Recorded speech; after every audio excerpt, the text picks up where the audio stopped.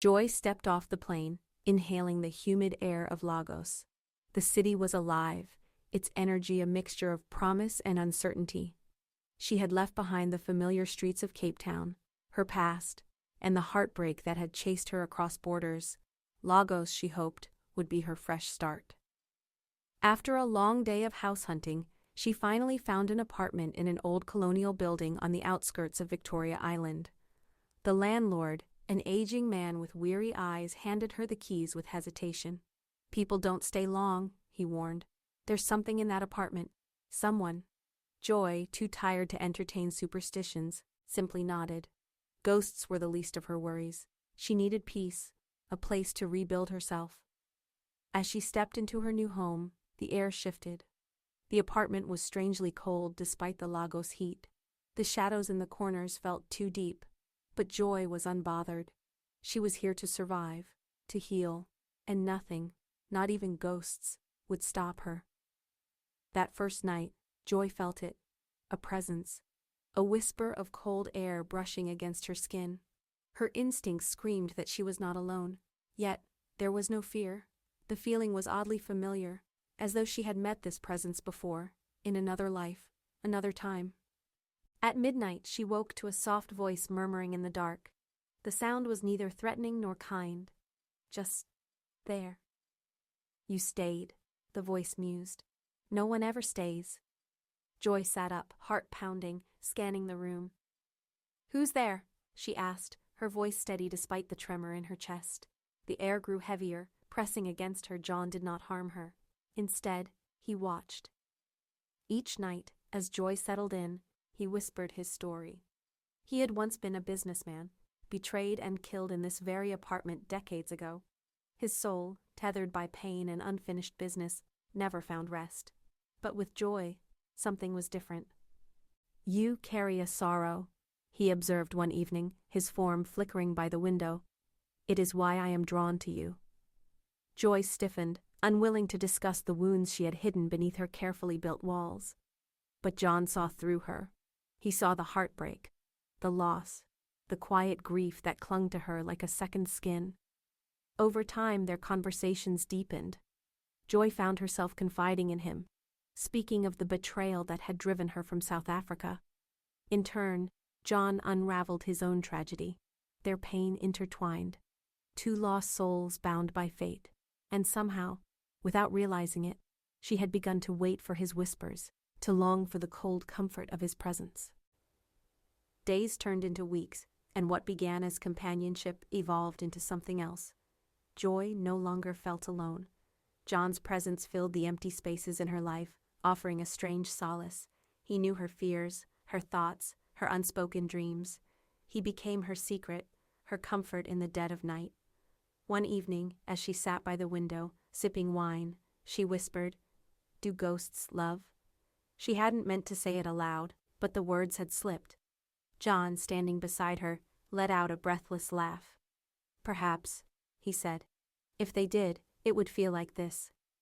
Joy's heart stuttered. The realization was terrifying, impossible. She was falling for a ghost, and worse, she knew she couldn't stop. As days melted into nights, Joy's feelings deepened. John's presence, once eerie, became a source of warmth. He was unlike any man she had known, attentive, patient, understanding. He listened without judgment, comforted without words. She found herself looking forward to their time together, eager to hear his voice even in the silence. One evening, she reached out to him. Her fingers passed through his form, but she swore she felt something, an energy, a connection beyond the physical. "I wish I could touch you," she murmured. John's gaze darkened with longing. "And I wish I could hold you," he replied. Then something changed. The air between them crackled. A soft glow surrounded John's form, and for a brief moment, Joy felt his fingers graze her skin. The sensation was fleeting, but it left her breathless. That night she dreamed of him, not as a ghost, but as a man. And when she woke, she realized she had crossed a line she could never return from. Joy kept their connection a secret. How could she explain that she was falling for someone no one else could see? Her colleagues at work noticed her change. She smiled more, her energy lighter, as though she carried an untold happiness. But she also felt the weight of uncertainty. What did it mean to love a ghost? Was it madness or something extraordinary? One evening, John appeared before her with an intense expression. "There's something I need to tell you," he said. His voice held urgency, a warning. Fear curled in Joy's stomach. "What is it?" she asked. John hesitated before whispering, "I don't have much time." The words sent a chill through Joy's spine. "What do you mean?" she asked, her voice barely above a whisper. John looked at her, sadness clouding his ethereal eyes. "My time here is running out, Joy. I don't know how much longer I can stay." A lump formed in her throat. She had grown accustomed to him, to his presence, to the comfort he provided. The thought of losing him was unbearable. "There has to be a way," she pleaded. "A way to keep you here." John reached for her, and though his hand passed through hers, she swore she felt a faint warmth. "I don't want to leave," he admitted. "But the longer I stay, the weaker I become." Tears pricked at Joy's eyes. She had fallen in love with a ghost, and now, just as she had found happiness, she was about to lose it. But she was not willing to give up. Not yet. "Then we'll find a way," she vowed. "Together." John smiled, but the sorrow in his eyes remained. "I hope so." My love Joy spent her days combing through old records, archives, and even consulting spiritualists. She refused to accept that John was fading. There had to be a way to anchor him to her world. Every night, she returned home with books and papers, eager to share her findings. John watched her with a mixture of admiration and sadness. "You're relentless," he murmured one evening, as she pored over an old book detailing Yoruba spiritual traditions. "I can't lose you," Joy admitted, her voice barely above a whisper. She found a name, Baba Okan, an elder who specialized in guiding wandering spirits. The next day, she ventured deep into the city to find him.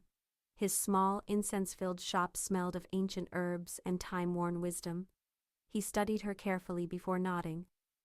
"Your spirit is bound to his, but spirits are not meant to linger. You must prepare for what's to come." Joy's stomach twisted. "What do you mean?" she asked. Baba Okan sighed, flipping through an old tome. "There is a ritual that can bind a spirit to this plane for longer, but it comes at a cost." That night, Joy hesitated to tell John about the ritual.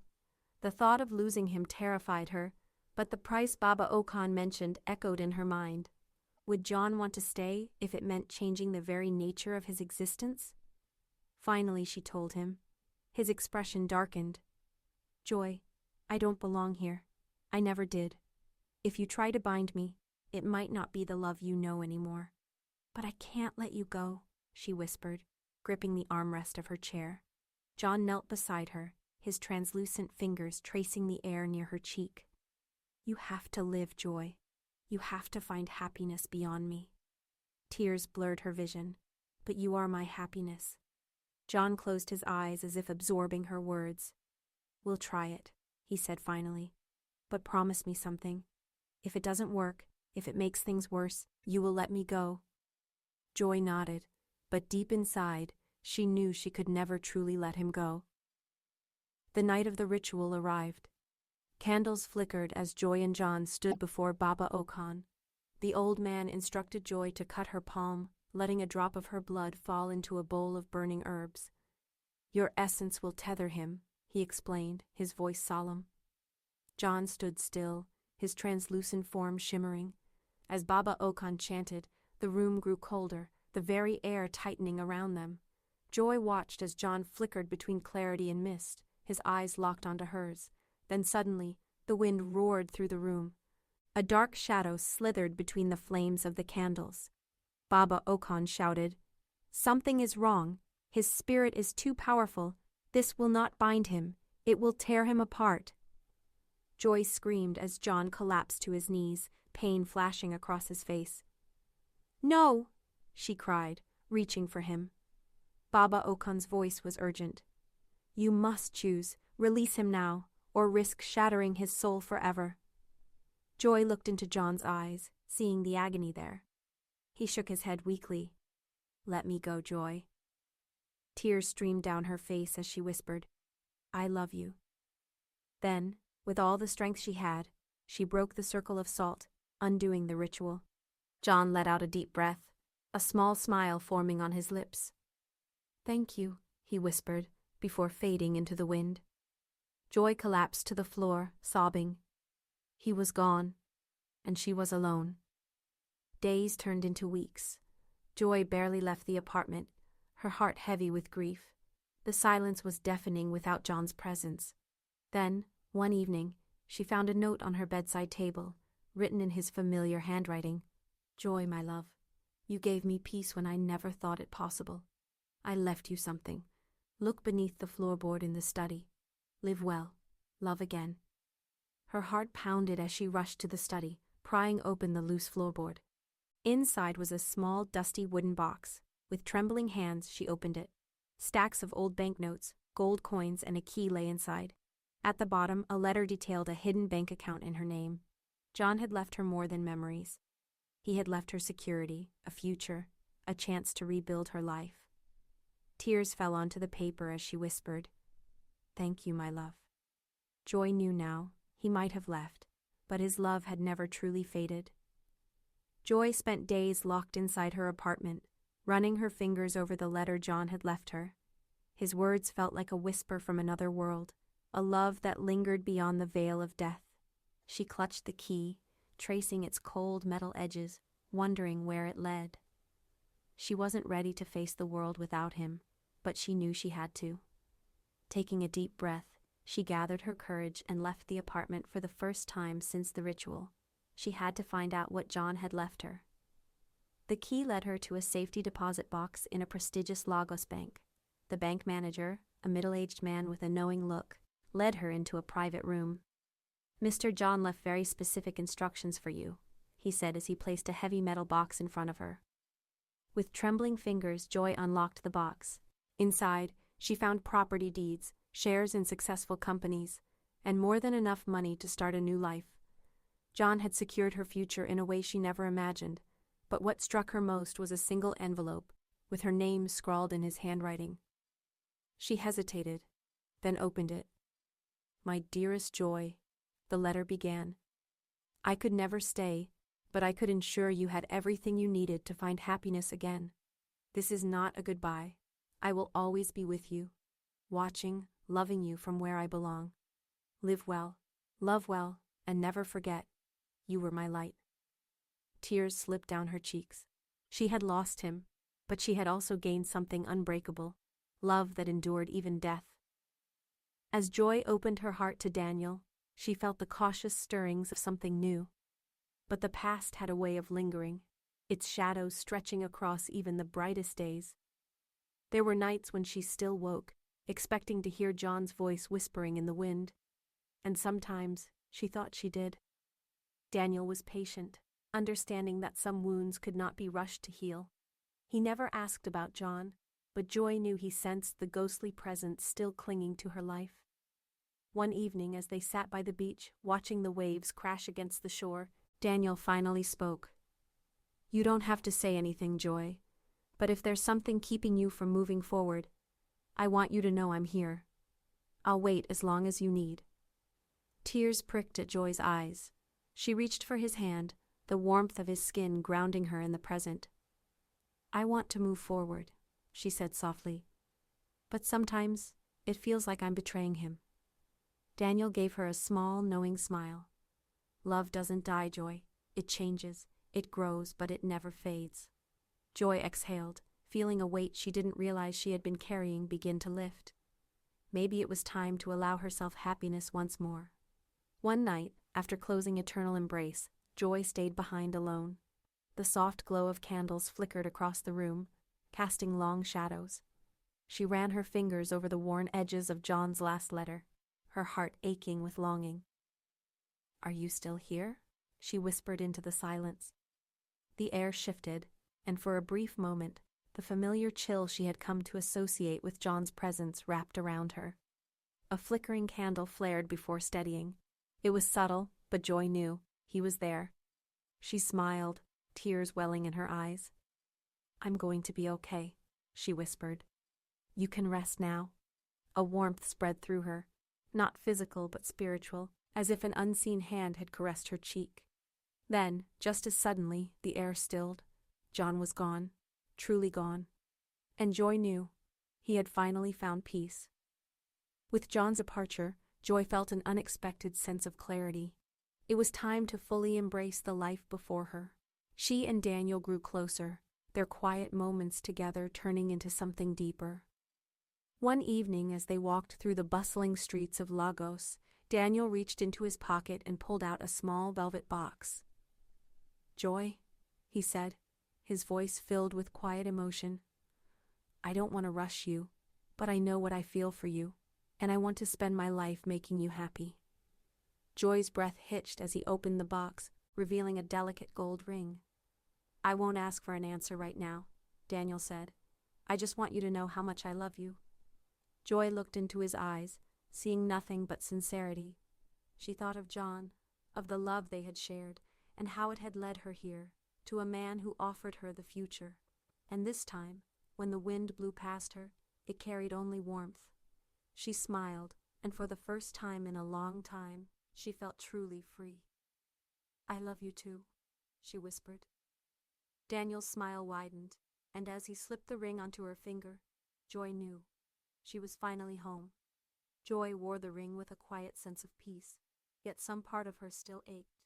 As she prepared for a new life with Daniel, she found herself revisiting old memories, seeking closure in places she hadn't dared to before.